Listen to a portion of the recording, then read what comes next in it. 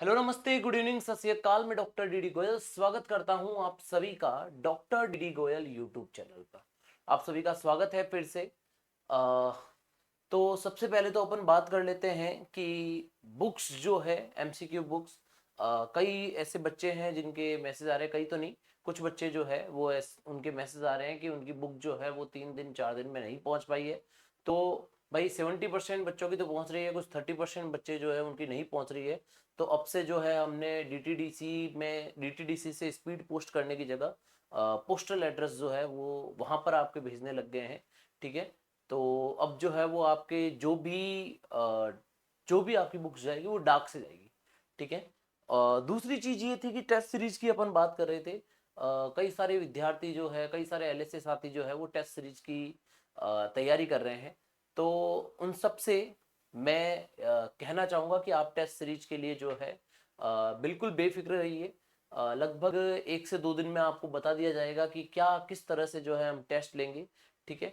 बहुत बहुत बहुत ज़्यादा जो है वो कम पोस्ट में जो है वो आपको टेस्ट सीरीज देखने को मिलने वाली है। और बहुत ही अच्छे जो है, अच्छे लेवल के जो है पेपर आपको देखने को मिलने वाले हैं। ठीक है। तो पहली चीज तो ये मिलेगा आपको कि अच्छे इजी पेपर मिलेंगे, और दूसरा इजी सॉरी अच्छे पेपर मिलेंगे, अच्छे लेवल के पेपर मिलेंगे जिसमें easy plus medium plus hard जो क्वेश्चन है वो सब टाइप के मिलेंगे आपको क्वेश्चन। ठीक है। आपके एग्जाम की तरह का जो है वो पेपर बना हुआ होगा। बहुत सारे क्वेश्चन जो है आपको नए मिलेंगे, कुछ पुराने भी मिलेंगे। ठीक है। तो ये टेस्ट सीरीज जो है वो आपके लिए अवेलेबल जल्दी जो है वो हो जाएगी, 1 से 2 दिन में आपको पता भी चल जाएगा। दूसरी चीज है, बुक अभी तक जिसने नहीं मंगाई है वो मंगवा देना, क्योंकि जो बुक लेगा उसको जो है वो टेस्ट सीरीज में बहुत बड़ा डिस्काउंट देखने को मिलेगा। वो आप सब जो है वो बाद में मंगाओ, इससे अच्छा पहले ही जो है वो आप बुक कर लेना। ठीक है। तीसरी चीज जो है, कई सारे विद्यार्थियों के जो है वो मैंने जो आपको नंबर दिए थे उन पर जो है वो आपके मैसेजेस आते रहते हैं। कईयों के तो मैं जवाब देता रहता हूँ, कईयों में जो है वो जो क्वेश्चंस आंसर थे उनके जो है वो जवाब मैं नहीं दे पाता हूँ, तो उनको जो है वो जल्दी रिप्लाई मिलते रहेंगे। ठीक है। तो अपन ज़्यादा टाइम वेस्ट नहीं करेंगे। आज जो है वो एक नया क्वेश्चन सीरीज जो है वो आपके लिए मैं लेके आया हूँ। एक दिन अभी बीच में क्लास नहीं हो पाई थी। ठीक है। ये वाली क्लास जो है मैं अपलोड कर रहा हूँ। ठीक है। तो चले भाई आगे देखो। तो स्टार्ट कर लेते हैं आप अपन क्वेश्चंस जो है। आज जो रहेगा क्वेश्चंस वो ज्यादातर जो है वो क्वेश्चंस रहेंगे आपके, एक अच्छा टॉपिक है, एक बहुत अच्छा टॉपिक है। जो है लिंग सहलग्न, लिंग सीमित लक्षण और लिंग प्रभावी लक्षण। एक बच्चे ने जो है वो बीच में कमेंट्स भी किए थे कि सर लिंग सहलग्न, लिंग सीमित और लिंग प्रभावी के जो है वो क्वेश्चंस कराओ, क्योंकि आने के चांसेस है इस बार एक क्वेश्चंस इस टॉपिक में से। तो मैं आज जो है वो टॉपिक लेके आया हूं कि लिंग सहलग्न कौन से होते हैं, लिंग सीमित कौन से होते हैं और लिंग प्रभावी कौन से होते हैं। तो देखो, सबसे पहले तो याद रखना है लिंग सहलग्न रोग कौन से होते हैं। देखिए, सबसे पहली चीज जो है वो आपको याद रखनी है कि लिंग सहलग्न रोग कौन से होते हैं। तो लिंग सहलग्न का अर्थ क्या होता है कि वे लक्षण जो कि X अथवा Y गुणसूत्र से सहलग्नित रहते हैं, X अथवा Y गुणसूत्र से जो है वो लिंक्ड रहते हैं, उनको अपन लिंग सहलग्न लक्षण कहते हैं। तो ये जो होते हैं वो क्या रहते हैं, लिंग गुणसूत्र से संबंधित रहते हैं, लिंग गुणसूत्र से संबंधित रहते हैं। इस प्रकार के लक्षण जो होते हैं उनको जो है वो अपन क्या कहते हैं, लिंग सहलग्न लक्षण कहते हैं। पहली चीज तो ये हो गई। ठीक है। तो यहाँ पे सबसे पहला दिया हुआ है अंडा उत्पादन। उससे पहले मैं तीनों की परिभाषा बता देता हूँ। दूसरा जो है वो आपका रहता है लिंग प्रभावी लक्षण। तो लिंग प्रभावी लक्षण जो होता है वो क्या होता है, लिंग प्रभावी का अर्थ होता है एक में प्रभावी, दूसरे में क्या होता है, अप्रभावी। तो कहने का मतलब वे लक्षण जो कि एक लिंग में जो है वो तो क्या होते हैं, प्रभावी होते हैं, और दूसरे लिंग में जो है वो क्या हो जाते हैं, अप्रभावी। ठीक है।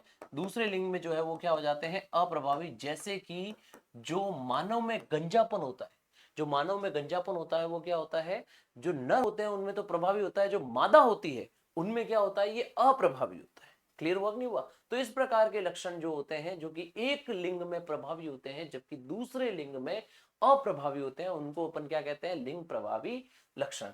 और तीसरा जो है वो है लिंग सीमित लक्षण।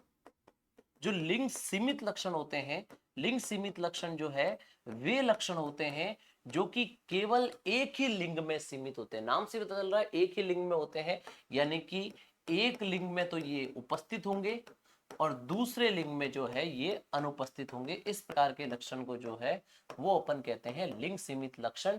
जैसे कि जो है वो अगर अपन बात करें, जो मुर्गियों में अंडा उत्पादन हो गया, तो अंडे का उत्पादन जो होता है वो केवल किस में होता है, मादा में, वो नर में नहीं होता। ठीक है, पशुओं में जो है वो दुग्ध सिंथेसिस हो गया, दुग्ध निर्माण हो गया, वो सिर्फ और सिर्फ जो है वो किसमें होता है, मादा में, वो नर में नहीं होता। तो ये मैंने तीनों के बारे में जो है आपको डिस्क्रिप्शन दे दिया कि तीन प्रकार के लक्षण जो होते हैं वो कौन कौन से होते हैं। अब इनके बारे में अपन क्वेश्चंस करेंगे। आज जो है वो लगभग क्वेश्चन इसी के रहेंगे। ठीक है, तो एक दो बच्चे ऐसे बोल रहे थे कि सर जो है वो आपके क्वेश्चंस जो है वो कुछ बुक में भी हमें मिल रहे हैं। तो भाई ऐसा है, सारे क्वेश्चंस तो नए बन नहीं सकते, कहीं ना कहीं से तो किसी न किसी बुक से जो है वो कुछ क्वेश्चंस जो है वो लिए हुए होंगे। ठीक है, तो ऐसा नहीं है कि सारे जो है 100% मैंने खुद ही बनाए हैं। ठीक है, जो सत्य असत्य वाले आपको दिखेंगे वो हमने ही बनाए हुए हैं। ठीक है, कुछ जो है वो पुराने कोई ना कोई बुक्स में मिल सकते हैं। ठीक है, क्वेश्चन तो वही है। ठीक है ना, लेकिन वो है कि सारे क्वेश्चंस को जो है कौन से इंपॉर्टेंट है कौन से नहीं है, उन सबका जो है वो सम्मिलित रूप जो है वो हमने तैयार किया है। ठीक है, आगे देखिए, तो मुर्गियों में अंडा उत्पादन जो होता है वो किसका उदाहरण होता है, तो मैंने अभी आपको क्या बताया था कि मुर्गियां जो है वो अंडे का उत्पादन कर रही है, इसका मतलब ये एक ही जो है वो लिंग में पाया जाता है, वो है मादा, यानी कि ये नर में नहीं पाया जाता। तो इसका मतलब क्या हुआ, ये जो है वो लिंग सीमित लक्षण होगा। आगे ना समझ में, आप देखो क्लियर हो जाएगा तुम्हारे कि मुर्गियों में अंडे का उत्पादन जो होता है वो क्या होता है, केवल और केवल जो होता है वो लिंग सीमित लक्षण होता है, यानी कि ये जो लक्षण होता है वो केवल जो है वो मादा में होता है, ये नर में नहीं पाया जाता। क्लियर, अगला क्वेश्चन देख लेते हैं। लिंग निर्धारण का समय संबंधित सत्य कथन छाटे, इनमें से कौन सा जो है वो सत्य कथन है। तो देखो भाई, लिंग निर्धारण तीन प्रकार के होते हैं, एक तो प्रोगैमिक होता है, एक सिनगैमिक होता है और एपिगैमिक होता है। नाम से पता चल रहा है। सिनगैमिक तुम्हें पता है क्या होता है, नर तथा मादा युग्मक का संयुग्मन, उसको अपन सिनगैमिक बोलते हैं। यानी कि नर तथा मादा युग्मक का संयुग्मन हो रहा है उस स्थिति को। प्रो का मतलब पहले और एपी का मतलब बाद में, यानी कि निषेचन से पहले को तो अपन कहते हैं प्रोगैमिक, एपिगेमिक का मतलब हो गया निषेचन के बाद। तो देखो, यदि लिंग निर्धारण निषेचन से पहले होता है तो प्रोगैमिक होता है, सिनगैमिक का मतलब निषेचन के दौरान, और एपिगेमिक का अर्थ होता है लिंग निर्धारण जो है वो यदि निषेचन के पश्चात होता है तो उसको अपन क्या कहते हैं, उसको अपन जो है वो कहते हैं यहाँ पर एपिगेमिक। तो यहाँ पे तीनों ही सही ऑप्शन है, तो आंसर हो जाएगा इसका डी। अगला देखिए, सत्यकूट जो है वो आपको छाटना है। ठीक है, तो सत्यकूट जो है वो इनमें से कौन सा है, देखिए, एक्स एक्स एक्स वाई विधि द्वारा जो है लिंग निर्धारण जानवर तथा मानव में होता है। तो बिल्कुल भाई सही है, जो एक्स एक्स होती है वो तो होती है मादा, और जो एक्स वाई जो होता है वो नर होता है, ये सभी को पता है। ठीक है, तो लिंग निर्धारण जो होता है वो एक्स एक्स एक्स वाई द्वारा जो है लगभग सभी स्तनधारियों में पाया जाता है। जेड डब्ल्यू और जेड जेड ये जो होता है वो पक्षियों में लिंग निर्धारण होता है, जिसमें जेड डब्ल्यू यानी कि जो विषम युग्मनजी होती है वो मादा होती है, जबकि जो जेड जेड यानी कि सम युग्मनजी होता है वो कौन सा होता है, यहाँ पर नर होता है। ठीक है, जबकि अगुणित द्विगुणित विधि जो होती है वो किस में पाई जाती है, मधुमक्खी में पाई जाती है, जिसमें से अगुणित जो होता है वो तो होता है नर, और जो द्विगुणित होती है वो होती है मादा। तो इस प्रकार की विधि जो होती है वो किस में पाई जाती है, मधुमक्खियों में पाई जाती है। तो बिल्कुल यहाँ पर तीनों ही सत्य कथन है, आंसर हो जाएगा इसका डी। चौथा क्वेश्चन देखिए, हीमोफीलिया तथा वर्णांधता, हीमोफीलिया और वर्णांधता दोनों ही जो है वो रोग है जो कि एक्स लिंक्ड जो है वो रोग होते हैं, एक्स लिंक्ड अप्रभावी रोग होते हैं। और इसके क्वेश्चंस जो है मैंने करवाए हुए भी है। एक्स लिंक्ड जो है वो अप्रभावी रोग जो है ये दोनों होते हैं। हीमोफीलिया में तो क्या हो जाता है, रक्त जो होता है उसका थक्का नहीं बन पाता है, और वर्णांधता जो होती है उसमें कलर ब्लाइंडनेस आ जाती है, कुछ कलर्स जो होते हैं वो सही से उनको विभेद नहीं कर पाता है। ठीक है, उसको अपन कहते हैं वर्णांता। और ये दोनों ही जो होते हैं ये कौन से लक्षण होते हैं, ये लिंग सहलग्न रोग होते हैं, और उसमें भी लिंग सहलग्न कौन से, एक्स सहलग्न अप्रभावी होते हैं। ठीक है, एक्स सहलग्न अप्रभावी प्रकार के रोग होते हैं। तो यहां पर आंसर जो है वो इसका हो जाएगा बी।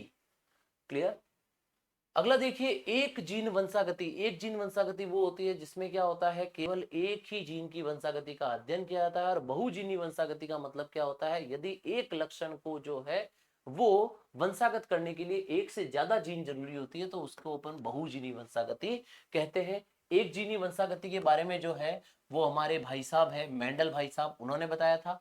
बहुजीनी वंशागति के बारे में जो है वो पॉल ल्यूटर ने बताया था। यहाँ पर आंसर हो जाएगा बी।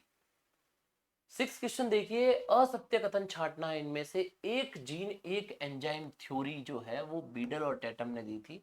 ये वैसे बायोकेमिस्ट्री का पार्ट है, ठीक है। एक जीन एक एंजाइम का मतलब क्या होता है, हर एक जीन जो होती है वो प्रोटीन संश्लेषण के द्वारा जो है वो एक एंजाइम बनाने की क्षमता रखती है, और इसी को जो है वो अपन कहते हैं एक जीन एक एंजाइम थ्योरी। जो गुणसूत्रीय सिद्धांत है जिसके अंतर्गत जो है गुणसूत्र तथा जीन दोनों में जो है वो समान तरह के लक्षण पाए जाते हैं, ये दिया था सट्टन और बोवेरी ने, ठीक है। ये भी यहाँ पर सही है, सट्टन और बोवेरी ने गुणसूत्रीय सिद्धांत दिया था। पीसीआर टेक्नोलॉजी क्या होती है भाई, पॉलीमरेज चेन रिएक्शन, जिसमें एक छोटे से डीएनए के जो है वो बहुत सारे खंड बनाए जा सकते हैं, जिसे अपन पीसीआर टेक्नोलॉजी कहते हैं। और पीसीआर क्या होती है भाई, पीसीआर वैन नहीं है, पीसीआर क्या होती है, पॉलीमरेज पॉलीमरेज चेन रिएक्शन, ठीक है। ये बायोटेक्नोलॉजी का पार्ट है, जो यहाँ पर जो है वो क्या करती है, एक छोटे से डीएनए खंड को जो है वो कई मात्रा में बढ़ा सकती है। तो यहाँ पर तीनों ही सत्य है, क्योंकि कैरीमुलिस ने ये दिया था। तीनों ही यहाँ पर सत्य है, और तीनों अगर सत्य है तो इसका मतलब इनमें से असत्य कोई नहीं है। अगला देखिए, मुर्गियों में जो ब्रूडीनेस होती है, ठीक है ना, और पोल्ट्री में बेयर्ड प्लूमेज जो होते हैं, ये दोनों जो होते हैं, यानी कि मुर्गियों में ब्रूडीनेस। ब्रूडीनेस क्या होता है, ब्रूडीनेस का मतलब क्या होता है कि जो मादा जो होती है या फिर नर जो होता है, उनमें क्या होता है कि अपने अंडों को जो है वो पकाना, उसको अपन जो है वो ब्रूडीनेस भी कहते हैं, ठीक है। वैसे ब्रूडीनेस जो होती है वो प्रोलैक्टिन हार्मोन के कारण जो है वो रहती है, और प्रोलैक्टिन हार्मोन जो होता है वो नर तथा मादा में दोनों में ही पाया जाता है। और ये जो होता है वो एक प्रकार का लिंग सहलग्न लक्षण होता है। पोल्ट्री में बेयर्ड का मतलब क्या होता है, हटा हुआ, प्लूमिस जो है वो पंख के लिए लिया हुआ है। तो ये दोनों ही लक्षण जो होते हैं वो कैसे होते हैं, लिंग सहलग्न लक्षण होते हैं।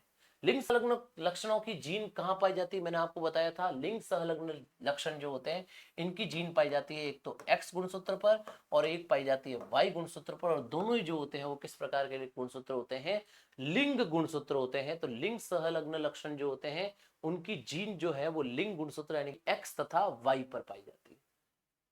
अगला देखिए, hyper trichosis. Hyper trichosis, hyper मतलब बढ़े हुए, ट्राइको मतलब क्या होता है यहाँ पर बाल, ठीक है ना। और हाइपर ट्राइकोसिस जो होता है, यदि कान पर जो है वो बाल की वृद्धि हो जाती है, उसको अपन हाइपर ट्राइकोसिस कहते हैं।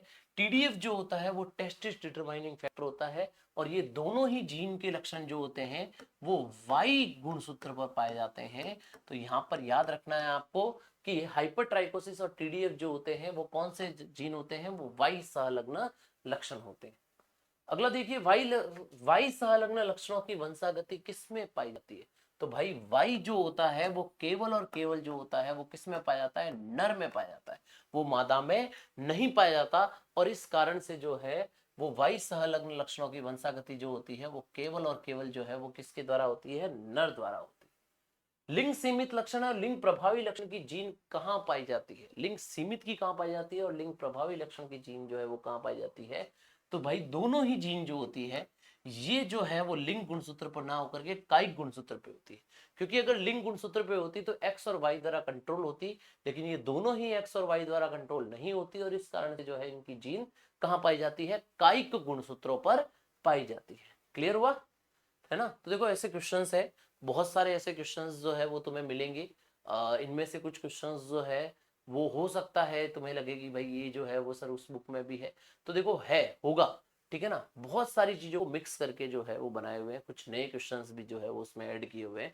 लगभग देखो क्या होता है कि 70% तक तो क्वेश्चंस जो होते हैं वो लगभग सब में सेम होते हैं, लेकिन जो 30% क्वेश्चंस नए बनते हैं वो अच्छे क्वेश्चंस होते हैं, ठीक है ना।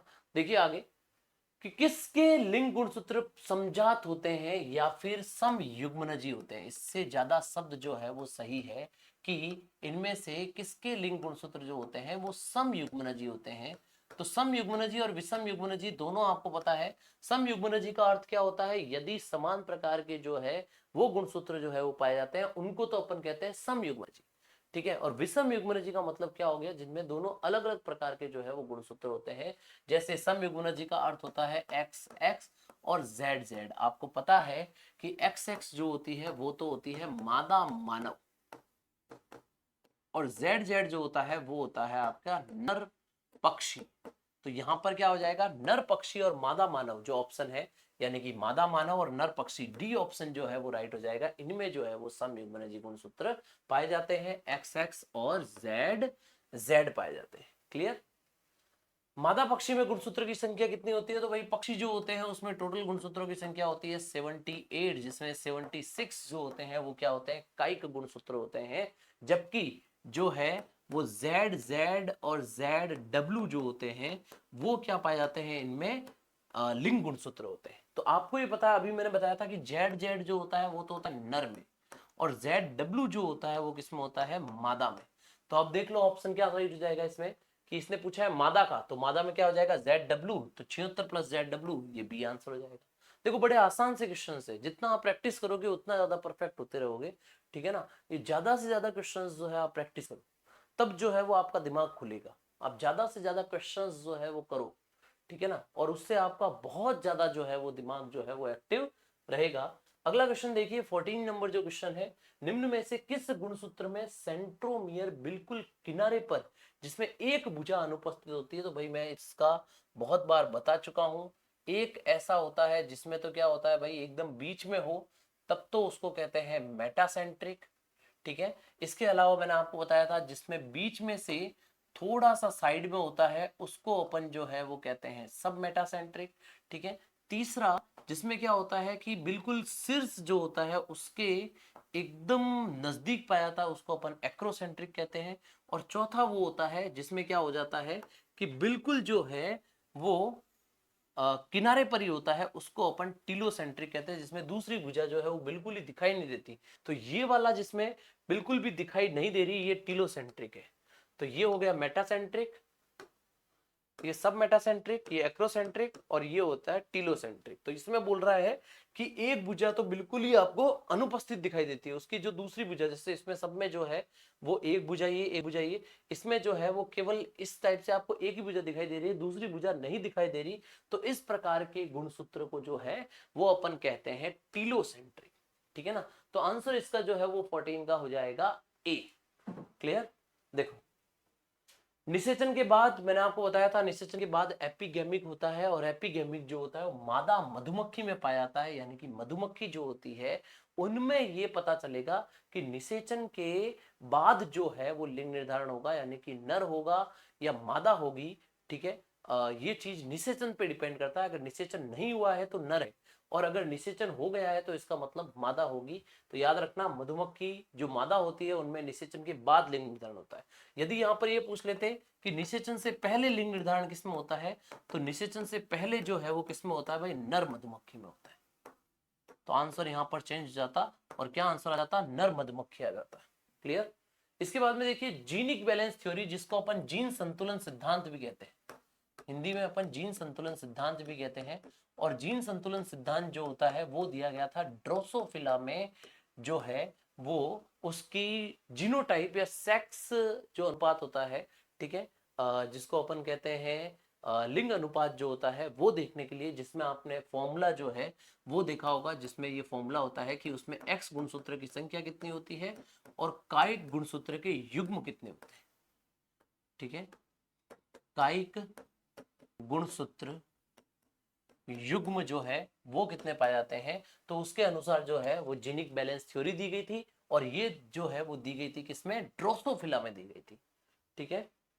इसके बाद में नर मधुमक्खी में लिंग निर्धारण कैसे होता है, तो मैंने अभी आपको बताया था कि निषेचन से पहले होता है, और निषेचन से पहले होगा तो इसका मतलब क्या होता है, वो प्रोगैमिक होता है, ठीक है ना। तो प्रोगैमिक का मतलब क्या हो जाता है भाई, निषेचन से पहले जो है वो इसमें लिंग निर्धारण होता है। क्लियर। अगला क्वेश्चन देखिए 18वां क्वेश्चन। तो 18वां क्वेश्चन क्या है भाई, कि ड्रोसोफिला में लिंग निर्धारण के लिए जीन बैलेंस थ्योरी अभी मैंने बताया था कि ब्रिजेस ने दी थी। आयरशायर गाय में त्वचा का रंग, तो ध्यान रखना आयर सायर गाय में त्वचा का रंग, मानव में गंजापन, और डॉर्सेट भेड़ में पोल्ड और हॉर्न्ड जो होते हैं, और ये सारे जो होते हैं वो लिंग प्रभावी लक्षण होते हैं। ठीक है, तो आंसर आपको याद रखना है बी में, डायरेक्ट आपको रटना पड़ेगा। डॉर्सेट भेड़ अभी मैंने बताया था क्या होता है, ये लिंग प्रभावी लक्षण होते हैं। इसके बाद में वी आकृति का गुणसूत्र, तो मैंने अभी आपको अलग अलग टाइप के गुणसूत्र बताए थे। ठीक है, उसमें से अपन देख लेते हैं कौन कौन से आकृति का है। तो आकृति जो है वो आपको समझ में आ जाएगी क्या क्या है। देखिए आकृति, तो देखो सबसे पहले तो जो है वो वी आकृति, तो वी आकृति जो होती है वो तो होती है मेटासेंट्रिक में। ठीक है, दूसरा आप देखिए, दूसरा जो है वो एल आकृति, जो एल आकृति होती है वो किसमें पाई जाती है, सब मेटासेंट्रिक में। तीसरा देखिए जे आकृति, जो जे आकृति होती है वो पाई जाती है एक्रोसेंट्रिक में। और चौथा आई आकृति, और आई आकृति जो होती है वो किसमें पाई जाती है, टीलोसेंट्रिक में। ठीक है, तो इससे आपको याद रखना है कि अलग अलग आकृति जो होती है वो गुणसूत्र में दिखाई देती है। और इस तरह से जो है देखिए, टीलोसेंट्रिक जो होता है उसमें तो होता है आई आकृति, जो मेटासेंट्रिक होता है उसमें होता है वी आकृति का, जो सब मेटासेंट्रिक होता है वो होता है आपके, सब मेटासेंट्रिक कौन सा होता है, एल आकार का, और एक्रोसेंट्रिक जो होता है वो होता है जी आकार का। तो इसने पूछा है वी का, तो इसका मतलब आंसर हो जाएगा बी। ड्रोसोफिला में द्विगुणित गुणसूत्र की संख्या भाई 8 होती है, डायरेक्ट याद रखना है आपको। ड्रोसोफिला में गुणसूत्र जो होते हैं वो 8 होते हैं, मटर के पौधे में जो है वो 14 होते हैं, 2 4 जो है वो आपको याद रखने हैं। क्लियर। नदीय भैंस और दलदलीय भैंस, तो दलदलीय भैंस जो होती है उसमें तो होते हैं 48 गुणसूत्र, और नदीय भैंस जो होती है रिवर बफेलो उसमें होते हैं 50। तो इन दोनों में मुख्य अंतर जो है वो है गुणसूत्र की संख्या का, सींग का नहीं है, खुर का नहीं है, और त्वचा की रंग का नहीं है। तो मुख्य अंतर जो है वो है कि इन दोनों में गुणसूत्र की संख्या जो होती है वो क्या होती है, अलग अलग होती है। मानव की प्रत्येक कायिक कोशिका में गुणसूत्र के कितने सेट होते हैं, तो मानव की प्रत्येक कायिक कोशिका में जो है वो गुणसूत्र के सेट जो है वो कितने होते हैं, 23 जोड़ी जो है वो गुणसूत्र पाए जाते हैं। लिंग निर्धारण का एक्स वाई टाइप जो है वो किसके लिए लिया जाता है, तो एक्स वाई जो है वो विषम युग्मनस्ता होती है, और ये विषम युग्मनस्ता जो है वो किस में पाई जाती है, नर में पाई जाती है। तो इसका आंसर जो है वो क्या हो जाएगा, नर विषम युग्मनस्ता, और आंसर हो जाएगा इसका बी। ठीक है, तो इस तरह से जो है वो अपन ने इसके सारे क्वेश्चंस कर लिए। एक दो क्वेश्चंस और जो है वो कुछ बच्चों ने पूछे थे, तो उनके जो है मैं कुछ जवाब जो है वो दे देता हूँ, क्योंकि आपके कुछ पूछे हुए क्वेश्चन है। ठीक है, तो इनके रिप्लाई दे देता हूँ मैं। जैसे एक तो ये क्वेश्चन था कि सर इस टाइप का क्वेश्चन आ रखा है, ए बी बी सी सी, इनमें जो है वो युग्मक की संख्या जो है वो कैसे ज्ञात करनी। तो इस प्रकार के क्वेश्चन में आपको याद रखना है युग्मक की संख्या जो है वो ज्ञात करने का जो तरीका होता है वो डायरेक्टली आपको याद रखना है 2n। इसमें डायरेक्टली आपको फॉर्मूला याद रखना है युग्मक की संख्या का 2n, जहां पर n जो है वो विषम युग्मनजी की संख्या है। ठीक है, जितने विषम युग्मनजी हो उतने यहाँ पर n हो जाएंगे। जैसे यहाँ पर विषम युग्मनजी जो है वो कितने हैं, देखो 1 2 और 3, तो n इजिकल टू कितना हो जाएगा, यहाँ पर 3 हो जाएगा। ठीक है, तो युग्मक की संख्या देखो क्या हो जाएगी, 2 की घात 3, और 2 की घात 3 का मतलब क्या हुआ, 2 × 2 × 2। ये बहुत सारे बच्चों के डाउट था। ठीक है, और मेरे पास में 3 4 जने को जो है वो लगातार मैसेज थे, इसलिए मैंने जो है वो टाइप का क्वेश्चन से करा दिया, ताकि आपको पता चल जाए कि किस टाइप के क्वेश्चन आते हैं और आपको आंसर इसका किस टाइप से देना है। तो डायरेक्टली याद रखना युग्मकों की संख्या का सूत्र होता है 2 की घात n, जिसमें 2 की घात 3 हो जाएगा, फिर 2 × 2 × 2, 2 दूनी 4, 4 दूनी 8। आ गया ना समझ में। ठीक है, दूसरा है लक्षण प्रारूप जो होते हैं उसका सूत्र क्या होगा। तो लक्षण प्रारूप जो होते हैं उनकी संख्या का सूत्र जो होता है, लक्षण प्रारूप की संख्या का सूत्र जो होता है वो होता है 2 की घात n। सेम टू सेम जो है वो लक्षण प्रारूप की संख्या का भी सूत्र रहेगा, और लक्षण प्रारूप की संख्या का सूत्र सेम टू सेम रह जाएगा। ठीक है ना, फिर सेम टू सेम इस टाइप से आप कर सकते हो। जो जीन प्रारूप होते हैं उनकी संख्या का सूत्र जो रहता है वो रहता है 3 की घात n। ठीक है ना, तो n यहाँ पर हो जाएगा 3, तो 3 का मतलब हो गया 3 × 3 × 3। तो यहाँ पर टोटल जो है वो 27 टाइप के जो है वो जीनोटाइप बनेंगे। ठीक है, इसके बाद में अगर अपन बात करें कि संतति की संख्या जो होती है वो संतति के प्रकार जो होते हैं, संतति के प्रकार की संख्या का सूत्र या युग्मनस कितने बनते हैं उसका सूत्र होता है 4 की घात n। ये रेयर चांसेस में पूछा जाएगा, लेकिन अब फिर भी याद रख लेना फॉर्मूला। तो जो सबसे ज्यादा पूछने के चांसेस है वो कौन सा है, युग्मक की संख्या और लक्षण प्रारूप की संख्या, ये आपसे जो है वो ज्यादा से ज्यादा पूछा जा सकता है। ठीक है, तो यही पे जो है वो आपकी चीजों को समाप्त करते हैं। ठीक है, और फिर से वही चीज जो मैंने आपको पहले भी कही थी कि अगर किसी भी बच्चे को कोई डाउट होता है या फिर एमसीक्यू बुक लेनी है या फिर आपको टेस्ट सीरीज के बारे में किसी भी प्रकार की कोई जानकारी चाहिए, तो आप जो है वो इस नंबर पे जो है वो मैसेज व्हाट्सएप पे ड्रॉप कर सकते हैं। अगर क्वेश्चंस कोई होगा तब तो जब मैं टाइम होगा तब देख लूंगा। ठीक है, नहीं तो अगर बुक या फिर टेस्ट सीरीज की कोई जानकारी अगर आप लेना चाहते हैं तो वो इस नंबर पे मैसेज कर दीजिएगा। आपको वहां पर बंदा बैठा है वो जो है वो आपको बता देगा कि क्या क्या चीजें जो है वो अवेलेबल है। तो 7877 5621 पर जो है वो आप अपनी ऑनलाइन जो है वो बुकिंग कर सकते हैं। अगर आप ऑफलाइन भी लेना चाहते हैं तो एड्रेस इस नंबर पर जो है वो पूछ सकते हैं कि कहाँ पर जो है ओनली जोधपुर में जो है वो ऑफलाइन अवेलेबल है, तो उसके बारे में भी आप जानकारी ले सकते हैं। ठीक है, तो इस क्लास को जो है हम यहीं अंत करते हैं। ठीक है, बड़ा ही अच्छा जो है वो आपने समझा। और दूसरी चीज मैंने आपको इससे पहले भी कहा था कि आप जो है अगर चाहते हो कि लगातार इस टाइप की क्लासेस जो है वो आपको फ्री अवेलेबल होती रहे, तो इन वीडियोस को जो है वो लाइक करना है, आपको शेयर करना है। ठीक है, अगर आपको जो भी लग रहा है कि इसमें क्या और जो है हमें इम्प्रूव करना चाहिए, वो चीज आप कमेंट में जो है वो लिख सकते हैं। ठीक है, जो भी चीज आपको लगे वो आप कमेंट में दीजिए। अगर आपको अच्छी लग रही है वीडियो तो आप उसको शेयर जरूर कीजिए, और अगर शेयर करेंगे मुझे नंबर्स जो है वो दिखेंगे व्यूज में, तभी मैं लगातार वीडियो जो है आपके लिए फ्री अवेलेबल कराऊंगा।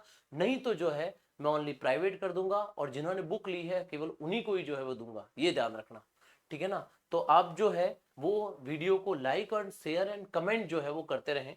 ठीक है, चलिए तो इस वीडियो को हम यहीं खत्म करते हैं। धन्यवाद, जय हिंद, जय भारत। ठीक है, अच्छा एक एक सेकंड पहले और मैं कुछ चीज बता रहा था आपको। ये बता रहा था कि कुछ बच्चे ऐसे थे कि इन्होंने बोला है कि सर जेनेटिक्स के अलावा भी एक सब्जेक्ट और लाइए, तो बिल्कुल हम जल्दी जो है वो दूसरे सब्जेक्ट के साथ में आप सबके लिए अवेलेबल होंगे। तो अब हम जो है इस क्लास को यहीं जो है वो खत्म करेंगे। धन्यवाद, जय हिंद, जय भारत।